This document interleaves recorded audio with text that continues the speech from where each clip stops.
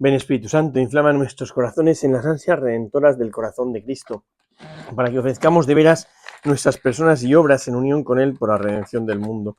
Señor mío y Dios mío Jesucristo, por el corazón inmaculado de María me consagro a tu corazón, y me ofrezco contigo al Padre en tu santo sacrificio del altar, con mi oración y mi trabajo, sufrimientos y alegrías de hoy, en reparación de nuestros pecados y para que venga a nosotros tu reino.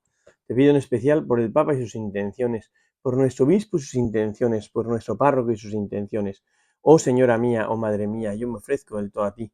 En plan infinito afecto te consagro en este día mis ojos, mis oídos, mi lengua y mi corazón.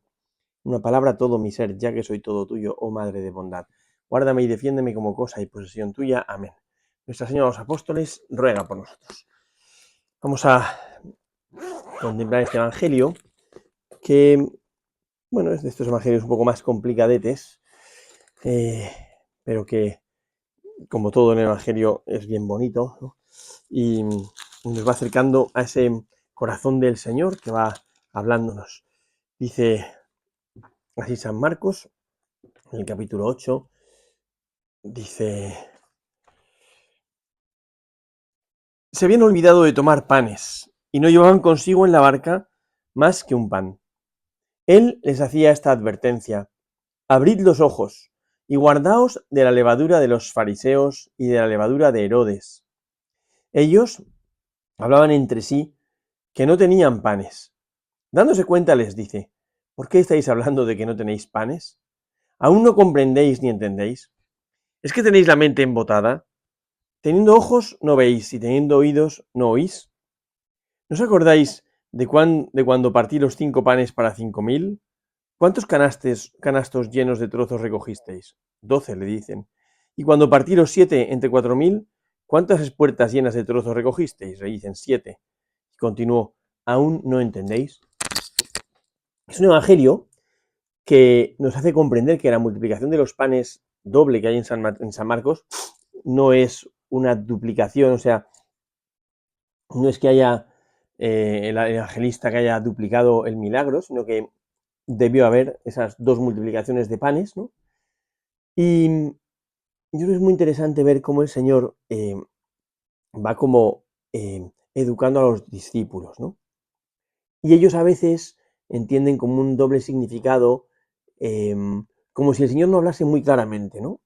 Y sino que aludiese a cosas y tal, ¿no? Y empieza diciendo: no, no tenían más que un pan. Y entonces Jesús dice: tened cuidado, precaveos de la levadura de los fariseos y de la levadura de Herodes, ¿no? Y ellos, pues eso, piensan que es que en el fondo Jesús está como lanzándoles una indirecta, como si les estuviese reprendiendo de no haber cogido pan para la travesía y tal, ¿no? Y el Señor viene a decir: pero no estáis entendiendo nada, ¿no? O sea, porque muchas veces recibimos una enseñanza y como que tratamos de buscar de tres pies al gato en vez de aplicarme yo la enseñanza que se me está diciendo, ¿no? Y aquí tiene un significado como inmediato. Tened cuidado con la levadura de los fariseos y con la levadura de Herodes. Son dos levaduras muy distintas, dos modos de entender muy distintos, como la vida, ¿no? Los fariseos que se buscan a sí mismos, lo que buscan es gestionar lo religioso para, como todo en la vida, para obtener un beneficio propio, ¿no? De hecho, cuando en el Evangelio Jesús habla de los mercenarios, a mí me recuerda mucho a los fariseos, ¿no? Los mercenarios son gente que cuida las ovejas y sabe de pastoreo, pero todo eso lo realiza pensando en un beneficio personal, en obtener yo pues un pago, un jornal o lo que sea, ¿no? Pero en el fondo el centro de la acción soy yo mismo, me dan igual las ovejas, me da igual todo, solo me busco a mí mismo.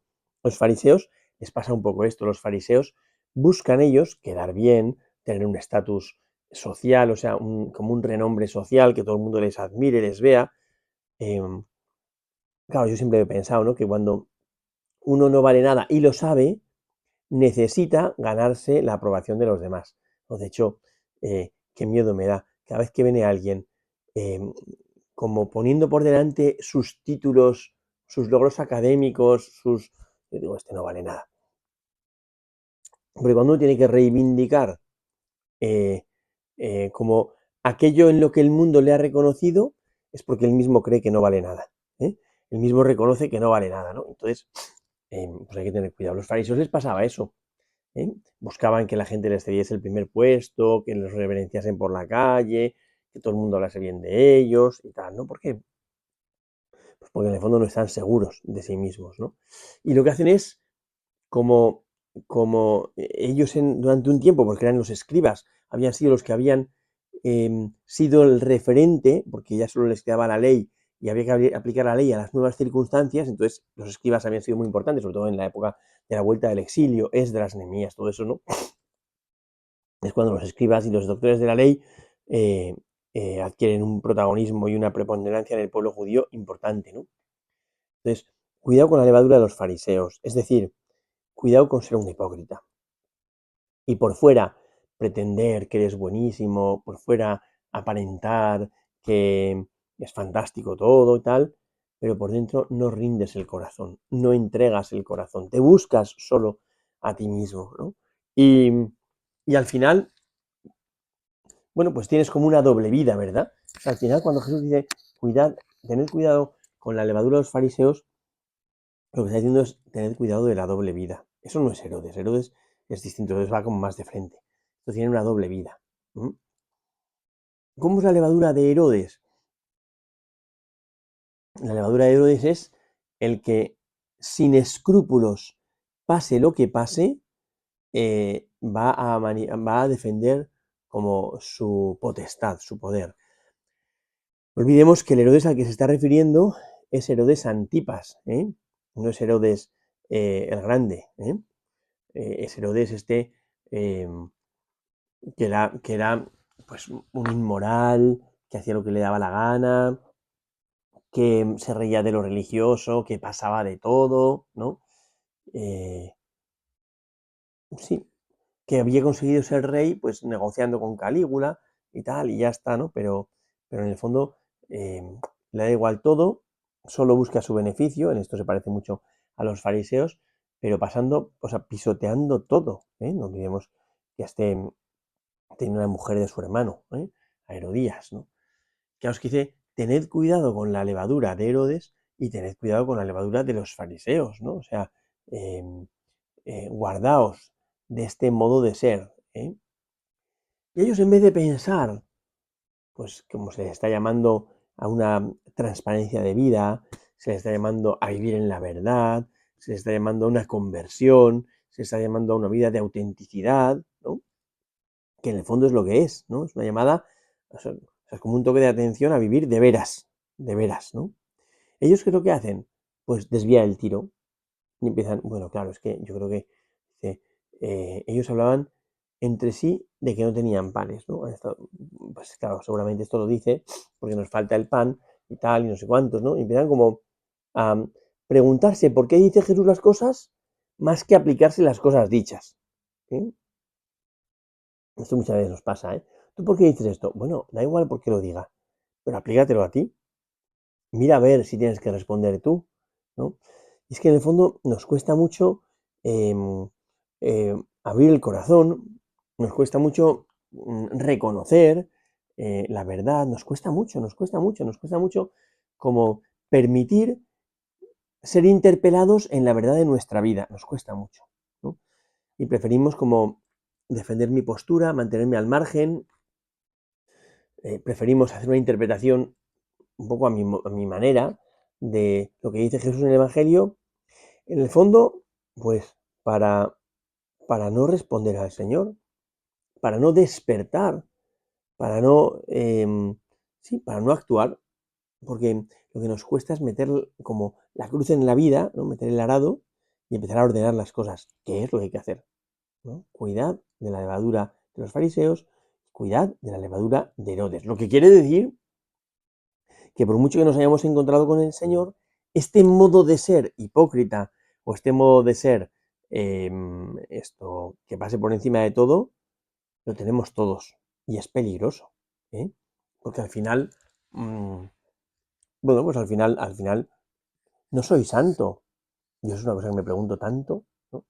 Después de tantos años en los que uno pues va escuchando el Evangelio, después de tantos años en los que vamos meditando la palabra de Dios, pero ¿qué es lo que nos pasa? ¿Por qué no somos santos? Y siempre pienso que es porque tenemos una coraza impresionante, tenemos una capa gruesa así de piel que no permitimos que atraviese la palabra de Dios. Entonces, somos capaces de valorar la palabra de Dios, de pensar qué bonito lo que dice la palabra de Dios, pero cuando la palabra de Dios tiene que incidir en la vida, ¡puf!, ahí cuesta mucho, ¿eh? Y por eso Jesús eh, se queja, ¿no? Es el lamento del corazón de Cristo, que se siente no escuchado, no comprendido, el amor que no es amado, que decía San Francisco de Asís, ¿no? Dice, pero ¿por qué estáis hablando de que no tenéis panes? ¿Aún no comprendéis ni entendéis? ¿Es que tenéis la mente embotada? ¿Eh? Eso, siempre la palabra de Dios se queja de que estamos como con la mente atascada, ¿no? Y no somos capaces de razonar bien. Por eso San Pablo habla de un corazón nuevo y una mente, un espíritu nuevo. ¿Mm? Una mente nuevo. Y por eso la palabra conversión en griego también implica un cambio de mente, una apertura de mente, de acoger la verdad, ¿no? ¿Eh? Es que tenéis la mente embotada, teniendo ojos no veis, ¿eh? Y teniendo oídos no oís. O sea, se queja, como en Jeremías, que se queja el Señor. Pero ¿qué tengo que hacer ya para que reacciones? ¿Qué tengo que hacer para que respondas? ¿Mm? Y entonces el Señor les recuerda los milagros. Qué importante es esto, qué importante es esto para ver bien. Dice la palabra de Dios, ojalá escuchéis hoy la voz del Señor y no olvidéis las acciones de Dios. No olvidéis las acciones de Dios. ¿Por qué? Porque muy fácilmente se nos olvida que el Señor es un Dios grande, se nos olvida que el Señor ha hecho maravillas, se nos olvida que Dios ha obrado grandezas, ¿no? O sea, que en nuestra vida podemos hacer el recorrido de la bendición. Y si hacemos el recorrido de la bendición, nos vamos dando cuenta cómo el Señor se ha portado con nosotros. O sea, que hay como una línea preciosa de la acción de Dios en mi vida, ¿eh? Entonces, no podemos olvidar. Por eso nos dice Jesús, pero vamos a ver, cuando multipliqué 5 panes entre 5.000, ¿cuántas canastas llenáis recogisteis? Con las sobras, ojo, con las sobras, dicen 12. Y cuando repartís 7 entre 4.000, 7. Y aún no comprendéis, ¿no? Aún no entendéis. Claro, que diga esto Jesús a los apóstoles, a mí me impresiona mucho, ¿no? Y me interpela. Aunque me hace entender, pues que mira que yo tengo entre mis manos a Jesucristo. Mira que yo soy hombre del milagro, porque veo milagros en mi vida cuando doy la absolución y Dios entra en la vida de una persona y le perdona, cuando consagro, en tantos momentos. Estoy rodeado de milagros y aún no me fío del Señor y aún dudo del Señor. O sea, al Señor le duele esa duda que tenemos de Él, ¿no? O sea, ¿qué es lo que le duele aquí al Señor en este evangelio? Esta mirada sesgada sobre la intención del Señor, ¿no? Porque ellos dicen, claro, está diciendo esto de la levadura de los fariseos y de Herodes porque nos faltan panes. En el fondo nos quiere tirar de las orejas elegantemente. Y al Señor le duele. ¿Pero por qué me tratáis así? ¿Por qué pensáis que soy tan mezquino? ¿Mm? Yo a veces creo que al Señor le duele cómo, cómo, cómo le tratamos, ¿no? Porque a veces tenemos un concepto de Dios como el de una quinceañera adolescente que todo le molesta, que todo le molesta. Parece que tenemos un Dios, pues que hay que tener cuidado, no le ofendas, aplácalo, tal y cual, no sé cuántos, ¿no? Yo pienso, ese no es Dios. Por lo menos ese no es Dios como yo lo conozco. Como yo lo conozco, Dios tiene una grandeza de corazón impresionante y no es tan fácil ofender al Señor. Dice el refrán, no ofende quien quiere, sino quien puede, ¿no? Entonces, no es tan fácil ofender al Señor. Porque siempre decimos, ¿verdad?, que el acto más heroico del amor no es perdonar la ofensa, sino ni siquiera sentir la ofensa. ¿Por qué? Porque uno tiene una talla de corazón tan enorme que está por encima de las tonterías del que pretende ofender. Yo sé que pretende ofender, viene, pero no me ofende. ¿Por qué? Pues porque estoy a otra guerra, estoy en otro nivel, ¿no? Entonces, sus tonterías como tonterías quedan. Entonces, no me llegan ni a la superficie casi del corazón. Pero no porque tenga un desinterés, sino porque hay una grandeza de corazón, o porque es más el amor que tienes a una persona que el dolor que te puede causar. Esto a las madres les pasa muchísimo. Mira que los hijos ofenden sistemáticamente a las madres. Mira que los hijos se aprovechan sistemáticamente de las madres y los padres, ¿no? Pero ¿qué pasa? Que hay un amor tan grande, pues que no me siento ofendido. Y el hijo le pide que me traigas, que me lleves, que me des, que me quites, que me hagas, que me deshagas, ¿no? Y al final, eh, pues al padre no le cuesta, a la madre no le cuesta. ¿Por qué? Porque hay un amor tan grande que no siente la ofensa. Bueno, pues entonces pasa lo mismo. ¿Mm? Y por eso Jesús se queja. Aún no comprendéis. Eso nos lo dice a nosotros hoy en día, ¿eh? Pero ¿qué pasa? Que todavía no conoces mi corazón. Todavía crees que soy una especie como de personaje que quiere que esté todo medido a rajatabla y que le altera muchísimo un desorden. ¿Tú te crees que soy eso? Yo creo que hay veces que el Señor nos mira desde el salario como diciendo, todavía no me conoces, Felipe. Tanto tiempo conmigo y no me conoces, Felipe. O si nos dijese, Jesús, pero ¿qué más tengo que hacer para que conozcas que te quiero mucho? ¿Qué más tengo que hacer para que reconozcas que, que por encima de todo es mi amor el que te acoge? Si he dado la vida por ti, he creado el mundo por ti, he hecho la redención por ti. ¿Qué más hay que hacer? ¿Qué más hay que hacer? Para que no tengas esa mirada suspicaz y tengas conmigo una relación, pues, de intimidad cercana, ¿no? No como la de los fariseos, como no conocen a Dios, se benefician y se aprovechan, mejor dicho, de las cosas de Dios para sacar tajada a ellos, porque en el fondo, como no conocen a Dios, le da igual Dios, pues ya está, ¿no? Y entonces le pasa lo mismo. Pero es que nosotros conocemos al Señor. O sea, el Señor nos ha abierto su intimidad. El Señor nos ha contado su intimidad.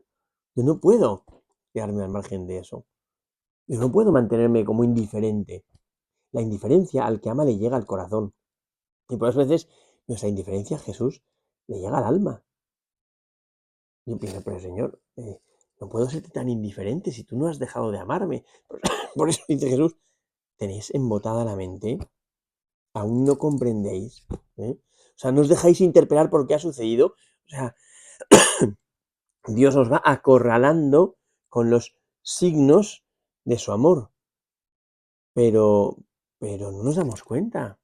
Y uno dice, no puede ser, no puedo ser tan frío, no puedo ser tan distante, no puedo ser tan...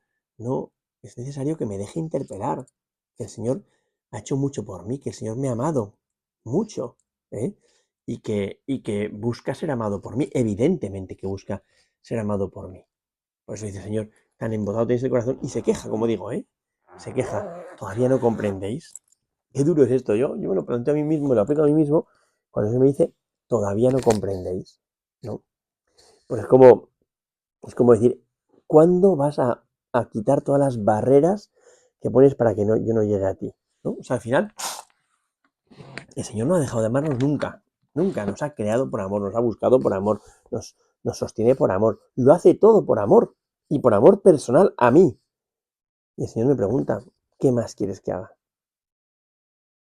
Porque lo que busca es una respuesta, ¿eh? No, no es, me estoy enfadando mucho. No, no, no es así el Señor. El Señor es una nostalgia o como un echar de menos un corazón al que ama. Y por eso dice, ¿qué más tengo que hacer? Dímelo, porque estoy dispuesto a hacerlo. ¿Qué más quieres que haga? ¿Eh? Yo creo que deberíamos escuchar esas, cuando hablamos de las ansias redentoras del corazón de Cristo, parece como es una pasión evangelizadora, ¿no? Como, vamos a evangelizar, ¿no? Pero las ansias redentoras implican también un anhelo de tu amistad, ¿eh? Un desearte. O sea, que el Señor no es con nosotros como alguien lejano, distante, sino que mi vida le llega al alma. Y porque le llega al alma, el Señor siente dolor de mi falta de respuesta. ¿Eh? Y por eso me dice, aún no comprendéis. No sé, ¿qué más quieres que haga de verdad? ¿Qué más quieres que haga para responderme al amor? Bueno, pues ojalá que salgamos de esa indiferencia del corazón, que no seamos duros con Jesucristo. Ojalá que abramos el corazón para poder acoger los dones de Dios, para poder reconocer, enteramente reconociéndolos, dice la oración de la oración de mayor estima y momento, enteramente reconociéndolos, puedan todo amar y servir a su divina majestad. Es la actitud del que de verdad ama, reconocer los dones de Dios y en todo amar y servir a su divina majestad. Gloria al Padre, al Hijo y al Espíritu Santo, como era en el principio, ahora y siempre, por los siglos de los siglos. Amén.